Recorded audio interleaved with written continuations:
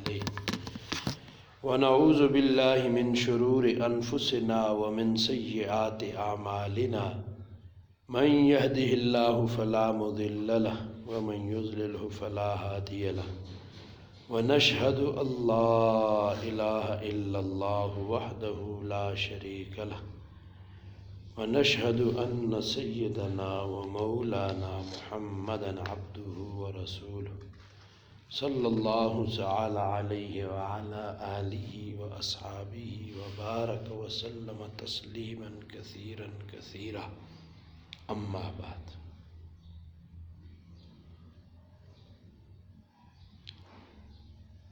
گناہوں کی بیماری اور اس کا علاج چل رہا ہے۔ روح کی بہت ساری بیماریاں ہیں، جیسے جسم میں بہت ساری بیماریاں ہیں۔ جسم کی بیماری کے لیے جیسے مختلف علاج ہیں، ایسے ہی روح کی بیماریوں کے علاج بھی مختلف ہیں۔ گناہوں کی بیماری، اس کا علاج توبہ ہے، توبہ۔ گناہوں کا تریاق ہے گویا توبہ۔ گزشتہ مجلس سے پچھلی مجلس میں آپ نے سنا نبی کریم صلی اللہ علیہ وسلم نے ارشاد فرمایا، کبھی کبھی میرے دل پر بھی بادل سا آ جاتا ہے، یہاں تک کہ میں اللہ جل جلالہ سے روزانہ 100 مرتبہ استغفار کرتا ہوں۔ یہ امت کے لیے تعلیم تھی۔ تو ہمیں بھی استغفار کی کثرت کرنی چاہیے۔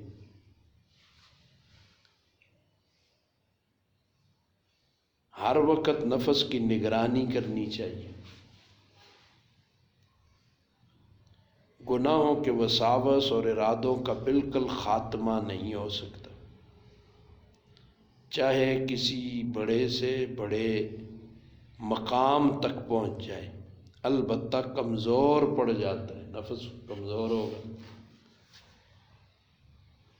یہی وجہ ہے کہ اگر کوئی شخص سال تک کسی بزرگ کی صحبت میں رہا اور جو چیز بزرگوں کی صحبت میں حاصل کی جاتی ہے وہ حاصل بھی ہو گئی اور تکمیل بھی ہو گئی، اور دل میں خوف، خشیت اور تقوی پیدا ہو گیا، نسبت مع اللہ اور تعلق مع اللہ بھی حاصل ہو گیا، ان سب چیزوں کے حاصل ہونے کے باوجود انسان کو ہر قدم پر اپنی نگرانی رکھنی پڑتی ہے۔ یہ نہیں کہ اب شیخ بن گئے اور شیخ سے اجازت حاصل ہو گئی ہے تو اب اپنے آپ سے، اپنے نفس سے غافل ہو گئے اور یہ سوچا کہ اب تو ہم پہنچ گئے ہیں، پہنچی ہوئی سرکار، اس مقام پر پہنچ گئے، اب تو نفس اور شیطان بھی ہمارا کچھ نہیں بگاڑ سکتا۔ یہ خیال بالکل غلط ہے۔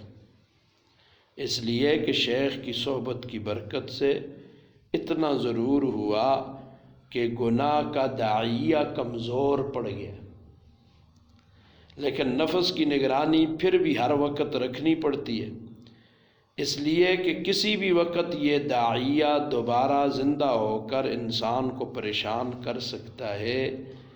اس لیے فرمایا کہ اندری راہ میں تراشوں میں خراش، تا دم آخر دم فارغ مباش، یعنی اس راہ میں تراش خراش ہمیشہ کی ہے، ہمیشہ کرنی پڑتی۔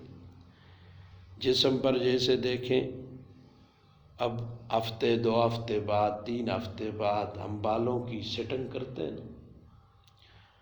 کراتے ہیں سیٹنگ، بال شال کاٹتے ہیں، اپنے آپ کو بہترین کرتے ہیں۔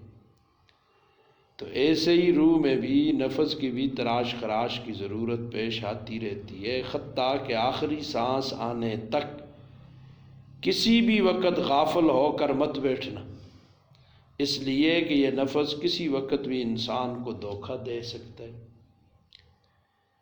مثنوی شریف میں مولا روم نے ایک قصہ نقل کیا ہے کہ ایک لکڑہارا تھا، جنگل سے لکڑیاں کاٹ کے لاتا، جو جنگل سے جا کر لکڑیاں کاٹ کر لایا کرتا اور ان کو بازار میں بیچ دیتا تھا۔ ایک مرتبہ جب لکڑیاں کاٹ کر لایا، لکڑیوں کے ساتھ ایک بڑا سانپ بھی لپٹ کر آ گیا۔ اس کو پتہ نہیں چلا، لیکن جب گھر پہنچا تو تب اس نے دیکھا کہ ایک سانپ بھی آ گیا، البتہ اس میں جان نہیں تھی، مردہ ہے جیسے سانپ۔ ایسا معلوم ہو رہا تھا کہ وہ مردہ ہے، اس لیے اس لکڑہارے نے اس کی طرف کوئی خاص توجہ نہیں دی، وہیں گھر کے اندر ہی رہنے دیا، باہر نکالنے کی ضرورت محسوس نہیں کی۔ لیکن جب اس کو گرمی پہنچی تو اس کے اندر حرکت پیدا ہونی شروع ہو گئی، اور آہستہ آہستہ اس نے رینگنا شروع کر دیا۔ وہ تو ٹھنڈک کی وجہ سے جم گیا تھا۔ لکڑہارا غفلت میں لیٹا ہوا تھا، اس سانپ نے جا کر اس کو ڈس لیا۔ اب گھر والے پریشان ہوئے کہ یہ تو مردہ سانپ تھا، کیسے زندہ ہو کر اس نے ڈس لیا۔ یہ قصہ نقل کرنے کے بعد مولا روم فرماتے ہیں انسان کے نفس کا بھی یہی حال ہے، جب انسان کسی اللہ والے کی صحبت میں رہ کر مجاہدات اور ریاضتیں کرتا ہے تو اس کے نتیجے میں یہ نفس کمزور ہو جاتا ہے، اور ایسا معلوم ہوتا ہے کہ اب مردہ ہو چکا ہے، لیکن حقیقت میں وہ مردہ نہیں ہوتا۔ اگر انسان اس کی طرف سے غافل ہو جائے تو کسی بھی وقت زندہ ہو کر ڈس لے گا۔ چنانچہ مولا روم رحمۃ اللہ علیہ فرماتے ہیں نفس اجدا است مردہ است، از غم بے آلتی افسردہ است۔ واہ، یعنی یہ انسان کا نفس بھی اژدہا کی مانند ہے، ابھی مرا نہیں ہے، لیکن چونکہ مجاہدے اور ریاضتیں کرنے کی چوٹیں اس پر پڑی ہیں، اس لیے یہ افسردہ پڑا ہوا ہے، لیکن کسی بھی وقت زندہ ہو کر ڈس لے گا۔ لہذا کسی لمحے بھی نفس سے غافل ہو کر مت بیٹھو۔ لیکن جس طرح اللہ تعالیٰ نے نفس اور شیطان دو زہریلی چیزیں پیدا کی جو انسان کو پریشان اور خراب کرتی ہیں اور جہنم کے عذاب کی طرف انسان کو لے کر جانا چاہتی ہیں، اسی طرح ان دونوں کا تریاق بھی بڑا زبردست پیدا فرمائے۔ یہ زہریلی چیزیں یہ اللہ نے پیدا کی ہیں، آزمائش اور امتحان ہے ہمارا۔ تو اس لیے شیطان تو ان الشیطان لکم عدو فاتخذوہ عدوا، اللہ تعالیٰ فرماتے ہیں شیطان تمہارا دشمن، اسے اپنا دشمن سمجھو۔ اب عجیب حیرت کی بات یہ ہے کہ اللہ تعالیٰ نے جن جن کو ہمارا دشمن فرمایا، ہمارے نفس نے، ہمارے نفس کے غلاموں نے، اور ہم نے ان کو دشمن نہیں سمجھا،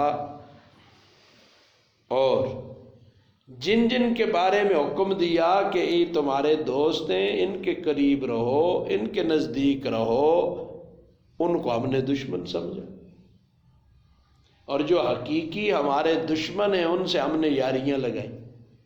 اب دیکھو اللہ تعالیٰ نے فرمایا ان الشیطان لکم عدو، شیطان تمہارا دشمن ہے، فاتخذوا اسی طرح عدوا، اس کو اپنا دشمن سمجھو۔ آگے کیا ہے؟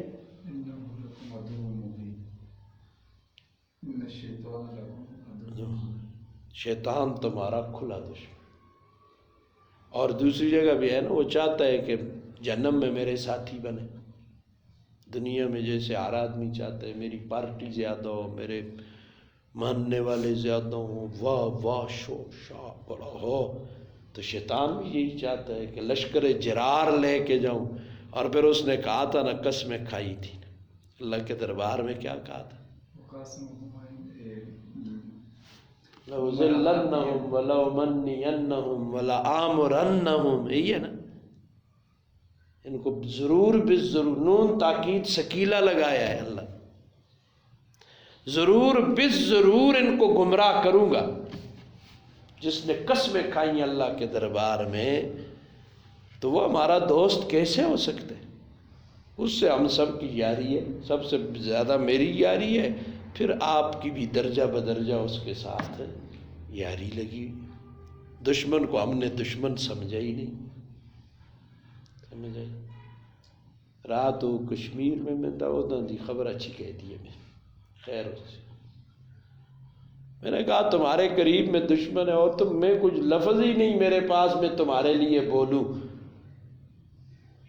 کہ تمہارے بالکل پہلو میں ہماری مسلمان ماؤں بہنوں کے ساتھ وہ دشمن کیا کر رہا ہے، پھر بھی اس کی گانے، اس کی فلمیں، اس کی چیزیں یہاں چلیں تو میں اگلا لفظ نہیں کہتا ہوں، آپ خود ہی سوچیں کہ کیا کہوں تمہیں میں۔ بالکل تمہارے پڑوس میں کیا ہو رہا ہے، احتجاج کی طرح نعرے مارے اللہ کے بعد،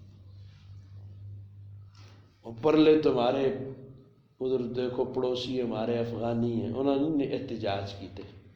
یہ تو جب سے ہم نے ہوش سنبھالا ہے یہی سن رہے ہیں، احتجاج قرارداد مذمت، احتجاج قرارداد مذمت، اور اوپر لے پڑوس میں انہوں نے ایک بھی قرارداد مذمت نہیں کہ انہوں نے مرمت کی ہے، مرمت کی ہے تو بس دیکھو ہم سارے سدھے ہوئے تو نہیں آئے تھے، اب ان سے بھیک مانگ رہے ہیں اس ملک سے نکلنے کی۔ آخر پتر لگ دے زرک سب آئے اپنی مرضی سے ہو جاؤ گے ہماری مرضی سے۔ اللہ اکبر۔ اور دنیا کو جیت ان کے پاس ٹیکنالوجی ہے، امریکہ کافروں کے پاس، تو پھر ایمان کس چیز کا نام ہے؟ یہ بڑی حیرت کی بات ہے، یہ ایمان کیا ہوتا ہے پھر یار؟ اگر ٹیکنالوجی اور ان کے اسلحے اور یہی چیزیں دیکھنی ہے تو پھر ایمان نام کس کا ہے؟ پھر ہم مسلمان کس چیز کے ہیں اور مومن کس چیز کے ہیں؟ اللہ اکبر۔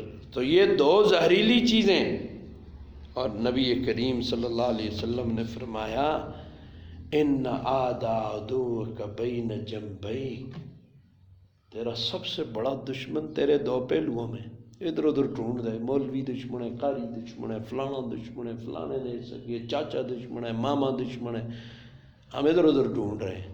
حضور کہہ رہے ہیں تمہارا سب سے بڑا دشمن تمہارے دو پہلوؤں کے درمیان میں ہے، اس کو ہم نے دشمن ہی نہیں سمجھا، اس نے یاری ہے اس دی، ہاں جی، روز اس کو تکڑا کر دیں، حلال حرام ہر کچھ کھوال کے تکڑا ہوا ہے اور تکڑا ہوا ہے، تکڑا کر دیں کہ اور تکڑا ہو اور ہم پہ غالب آئے۔ فرمایا اسی طرح ان دونوں کا تریاق بھی بڑا زبردست پیدا فرمایا۔ اللہ تعالیٰ کی حکمت سے یہ بات بعید تھی کہ زہر تو پیدا فرما دیتے اور اس کا تریاق پیدا نہ فرماتے، اور وہ تریاق اتنا زبردست پیدا فرمایا کہ فوراً اس زہر کا اثر ختم کر دیتا ہے، وہ تریاق استغفار، توبہ۔ لہذا جب بھی اس نفس کا سام تمہیں ڈسے یا اس کے ڈسنے کا اندیشہ ہو تو تم فوراً یہ تریاق استعمال کرتے ہوئے کہو استغفر اللہ ربی من کل ذنب واتوب الیہ۔ یہ تریاق اس زہر کا سارا اثر ختم کر دے گا۔ بہرحال جو بیماری یا زہر اللہ تعالیٰ نے پیدا فرمایا اس کا تریاق بھی پیدا فرمایا۔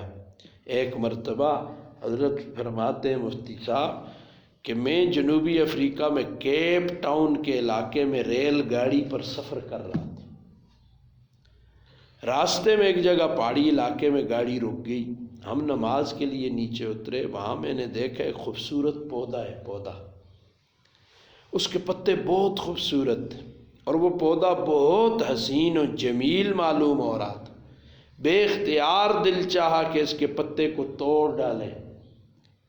میں نے جیسے ہی اس کے پتے کو توڑنے کے لیے ہاتھ بڑھایا تو میرے جو رہنما تھے وہ ایک دم زور سے چیخ پڑے کہ حضرت اس کو ہاتھ مت لگائیے۔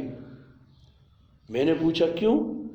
انہوں نے بتایا کہ یہ بہت زہریلی جھاڑی ہے، اس کے پتے دیکھنے میں بہت خوشنما ہیں لیکن یہ اتنا زہریلا ہے کہ اس کے چھونے سے انسان کے جسم میں زہر چڑھ جاتا ہے۔ اور جس طرح بچھو کے ڈسنے سے زہر کی لہریں اٹھتی ہیں، اسی طرح اس کے چھونے سے بھی لہریں اٹھتی ہیں۔ میں نے کہا اللہ کا شکر ہے میں نے ہاتھ نہیں لگائے، اور پہلے سے معلوم ہو گیا یہ تو وہی خطرناک چیز ہے، دیکھنے میں بڑی خوبصورت۔ پھر میں نے ان سے کہا کہ یہ معاملہ تو بڑا خطرناک ہے، اس لیے آپ نے مجھے تو بتا دیا جس کی وجہ سے میں بچ گیا، لیکن اگر کوئی انجان آدمی جا کر اس کو ہاتھ لگا دے تو وہ مصیبت اور تکلیف میں مبتلا ہو جائے گا۔ اس پر انہوں نے اس سے بھی زیادہ عجیب بات بتائی، وہ یہ کہ اللہ تعالیٰ کی قدرت کا عجیب کرشمہ ہے کہ جہاں کہیں یہ زہریلی جھاڑی ہوتی ہے، اس کی جڑ میں آس پاس لازماً ایک پودا اور ہوتا ہے، لہذا اگر کسی شخص کا ہاتھ اس زہریلے پودے پر لگ جائے تو وہ فوراً اس دوسرے پودے کے پتے کو ہاتھ لگا دے، اسی وقت اس کا زہر ختم ہو جائے گا۔ چنانچہ انہوں نے اسی کی جڑ میں وہ دوسرا پودا بھی دکھایا، یہ اس کا تریاک ہے۔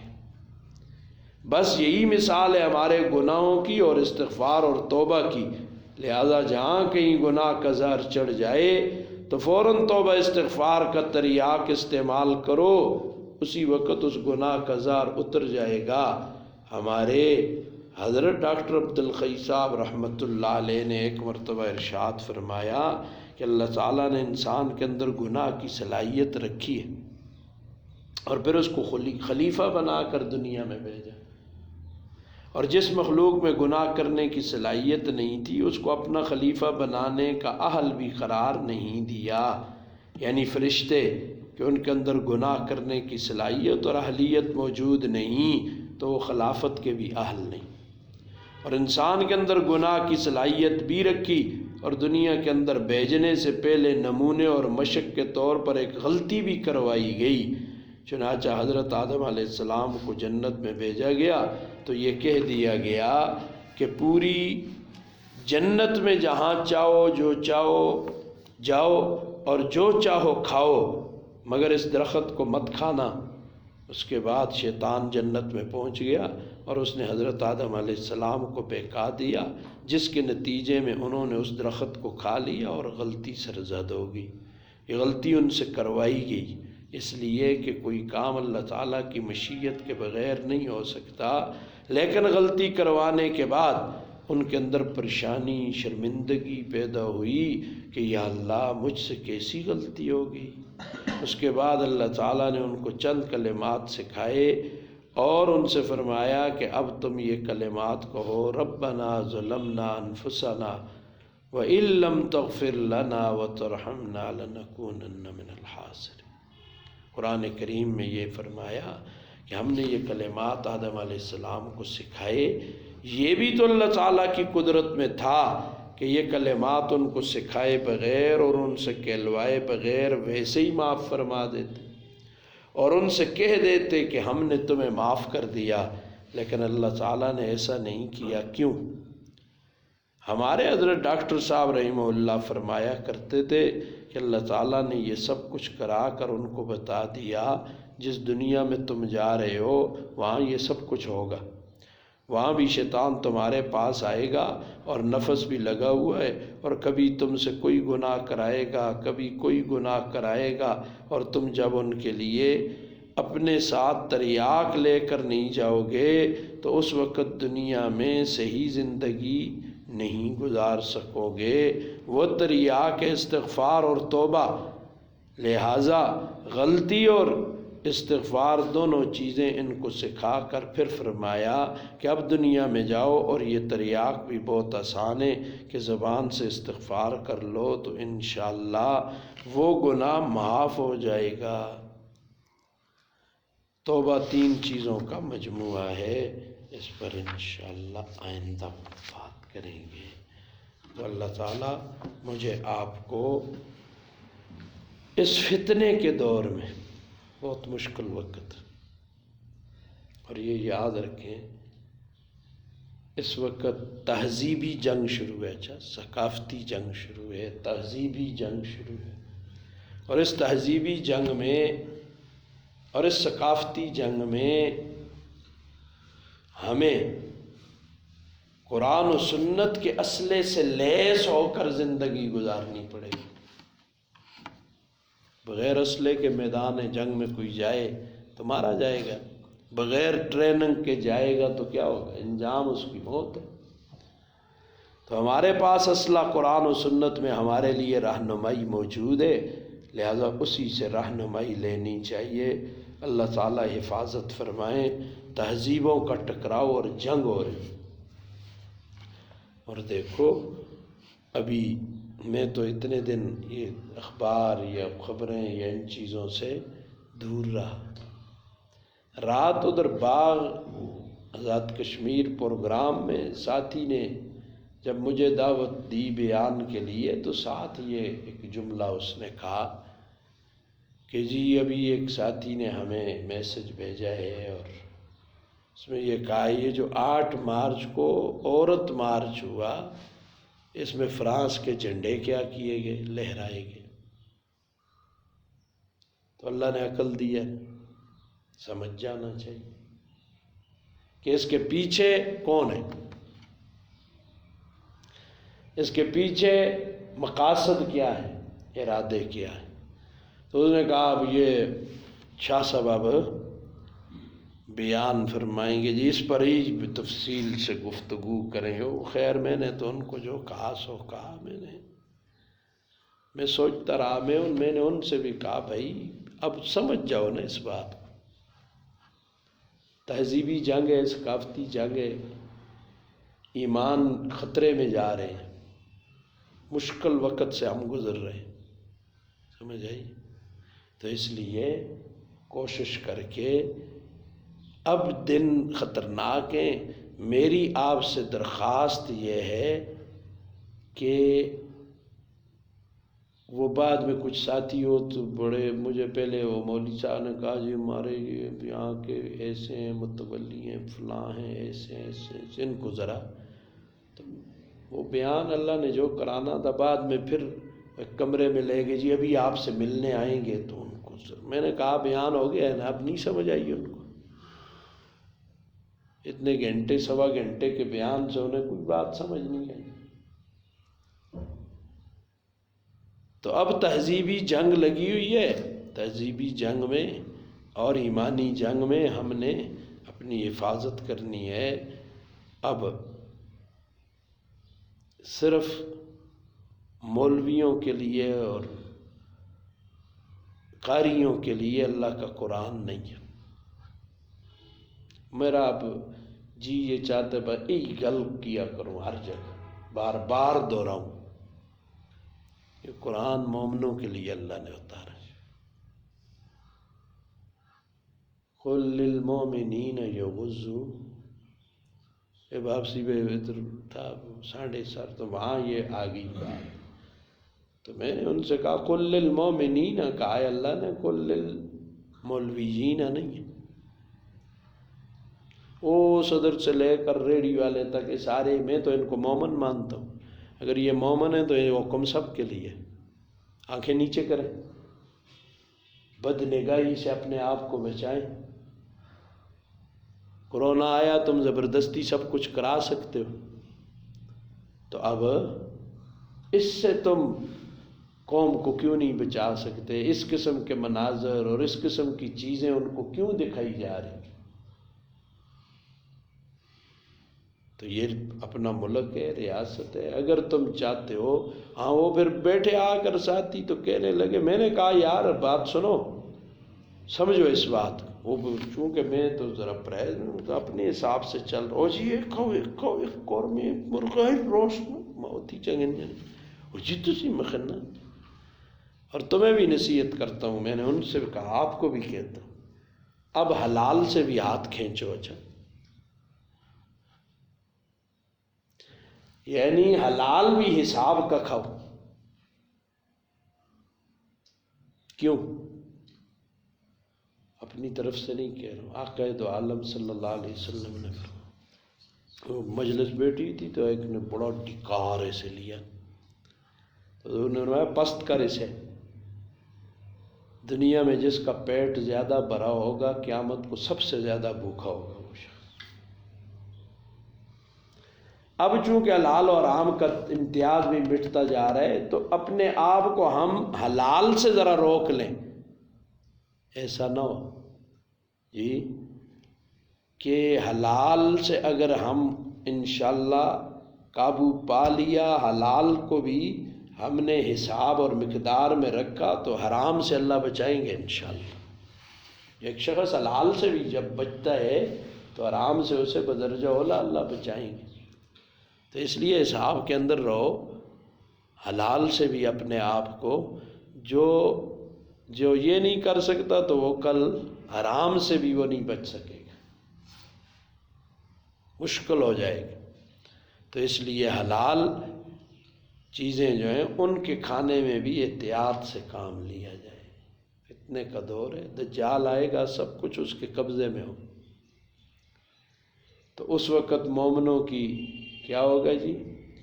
اور اس پر ابھی دیکھو بات آئی، ایسا نہ ہو کہ اللہ تعالیٰ نے ہمیں بہت سے احکامات قرآن میں دیے، ہم نے نہ مانا تو اللہ تعالیٰ نے ہمیں حلال سے بھی پابندی لگ گئی، پروں سوشل ڈسٹنس 6 فٹ فاصلہ، تریمتی دی نیڑے بھی نہ ہوئے۔ یہ ادھر میں نے سنایا ہنسے لگا، میں ہنسنے کے لیے نہیں سنا رہا، سمجھو اللہ کے پیغام کو۔ ایسا آیا، ہم نے کہا تھا غیر محرم سے، اجنبی سے اپنے آپ کو بچاؤ، اللہ نے یہ حکم دیا تھا، ہم نے جب اس پہ عمل نہ کیا تو اللہ نے کہا کھلا کلال دی کو بھی دور کر سو، ارے دور ہو جا، دیکھی دو کو ڈر دے پچھوں دن ہاتھ نہیں اگے نہیں۔ اس کو سمجھنا چاہیے، یہ اللہ نے بہت بڑا ہم پر جی یہ آزمائش بھیجی کہ اگر جو سمجھ جائے تو اس کے لیے آزمائش، نہ سمجھے تو اس کے لیے عذاب ہے۔